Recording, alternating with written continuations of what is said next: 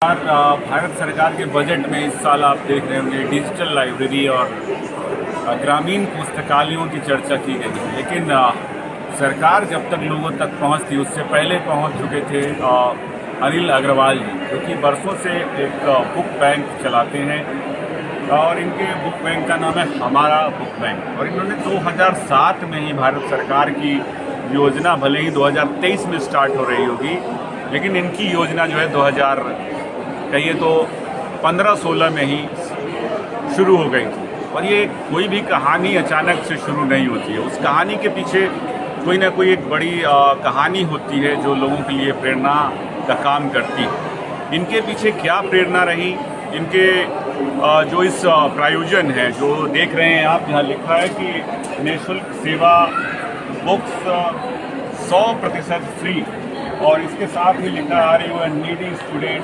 School college books free for you. तो ये lines जो है लिखी जाती हैं तो इसके पीछे एक बड़ा मकसद होता है कि हम इस समय मौजूद है किताबों के बाज़ार में, कहिए कि विश्व पुस्तक मेले में, और इस मेले में हर कोई व्यापारी बन करके आया है और अपने को एक व्यापारी, बेहतर व्यापारी साबित करने में लगा हुआ। वहीं पर अनिल अग्रवाल जी एक मकसद के साथ इस मेले में पहुंचे और मुझे नहीं लगता है कि उनके पास इतनी बिक्री हुई होगी जितना उन्होंने यहाँ पर खर्च किया होगा अपने इस मोटिव को लोगों तक पहुँचाने के लिए। और इन किताबों को देखिए, ये बहुत नई नहीं, बहुत पुरानी नहीं, लेकिन ऐसी किताबें हैं जो लोगों से जोड़ने का काम करती है। यहाँ व्यावसायिक रूप जो है कम दिखाई पड़ता है और समाज सेवा की भावना बहुत ज़्यादा दिखाई पड़ती है।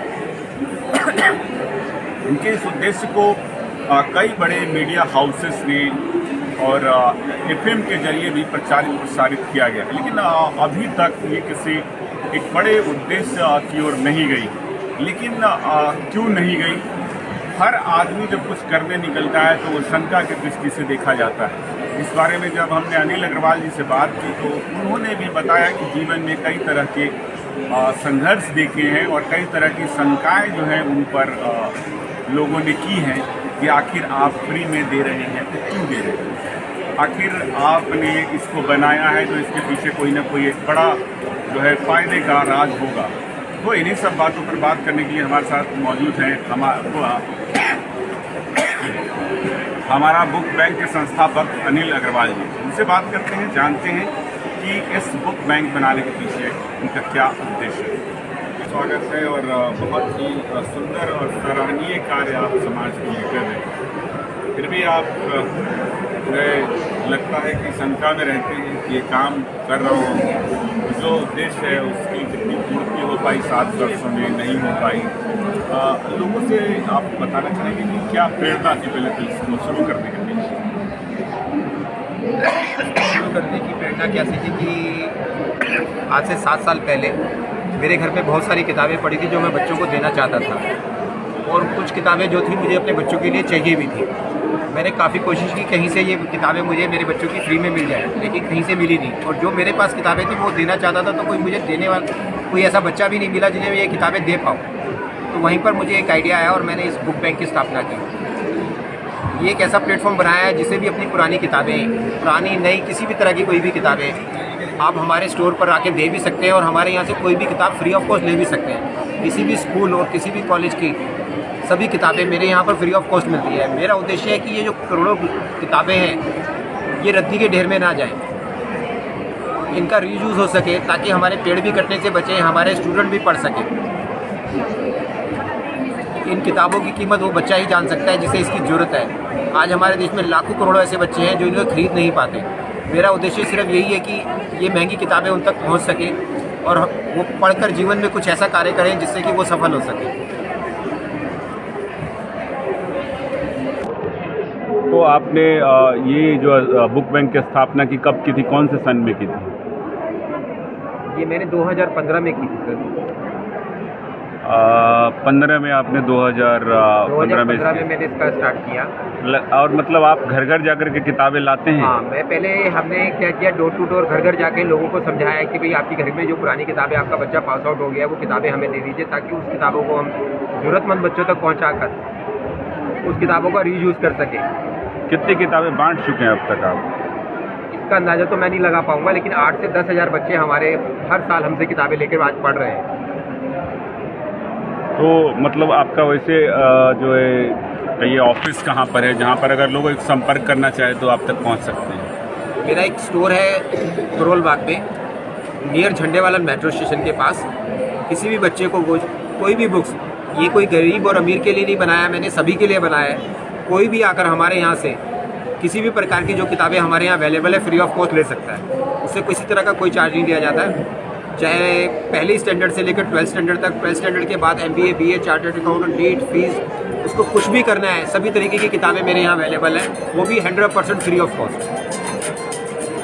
तो अभी मतलब आपके पास पहली क्लास से भी किताबें शुरू हो जाती हैं? पहली क्लास से किताबें शुरू हो जाती है और अपर तक, मतलब आपको इंजीनियरिंग करनी है, आपको मेडिकल में जाना है, आपको किसी भी फील्ड में जाना है, उसकी हर फील्ड की किताबें मेरे यहाँ अवेलेबल हैं और एकदम 100% फ्री। तो आपका जो ये उद्देश्य है, इसको लेकर के कितना संघर्ष करना पड़ता है? इसको लेकर मुझे बहुत संघर्ष करना पड़ रहा है और मैं 7 साल में इसको करते करते मैं आज बहुत फ्रस्ट्रेट भी हो चुका हूँ कि मैं नहीं समझ पा रहा कि इसको करता रहूँ या इसको कब बंद कर दूँ।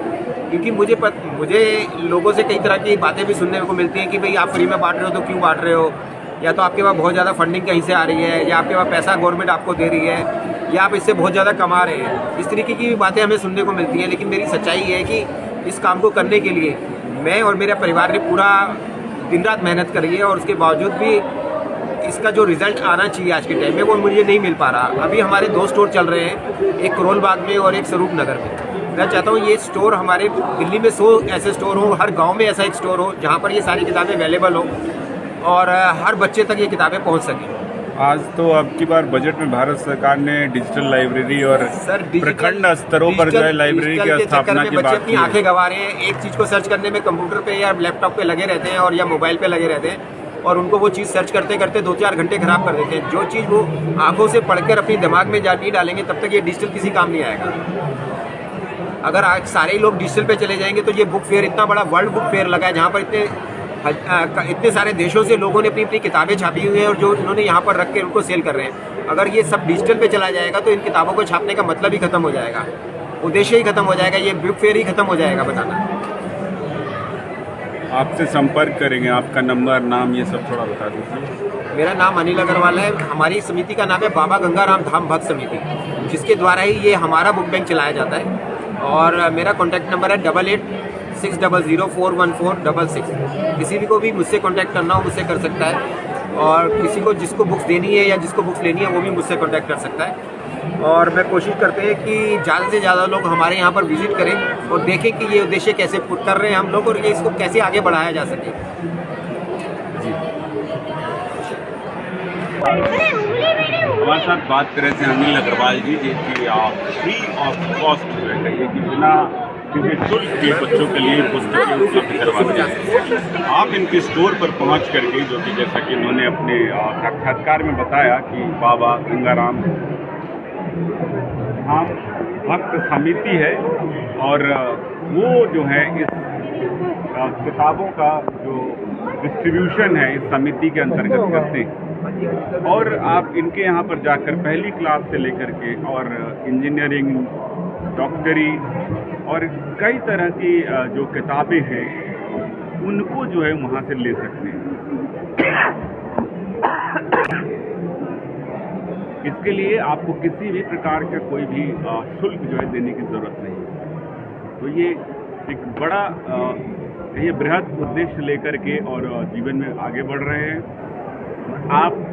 हम सबको किताबों की कभी न कभी ज़रूरत पड़ती है, तो ये ज़्यादा से ज़्यादा लोगों तक अनिल अग्रवाल जी के उद्देश्य को पहुंचाए ताकि लोग जो है ज़्यादा से ज़्यादा लाभान्वित हो सके। और उन्होंने अपना कॉन्टेक्ट नंबर भी इसमें बताया है और वो जगह का पता भी बताया है जहाँ पर उनका ये स्टोर है। और स्वरूप नगर, संत नगर की तरफ जाएं तो उस इलाके में, तो ये इन्होंने जो इलाके भी चुने हैं वो देखेंगे तो विद्यार्थियों के लिए बहुत ज़रूरतमंद क्षेत्र के रूप में देखा जाता है, जहाँ पर अभी भी किताबें उनकी पहुंच से दूर है। तो फिर ऐसे अच्छे कार्य करने वाले लोगों की खोज जो है हम करेंगे और उनके जो उद्देश्य हैं उनको आप लोगों तक लाते रहेंगे। नमस्कार।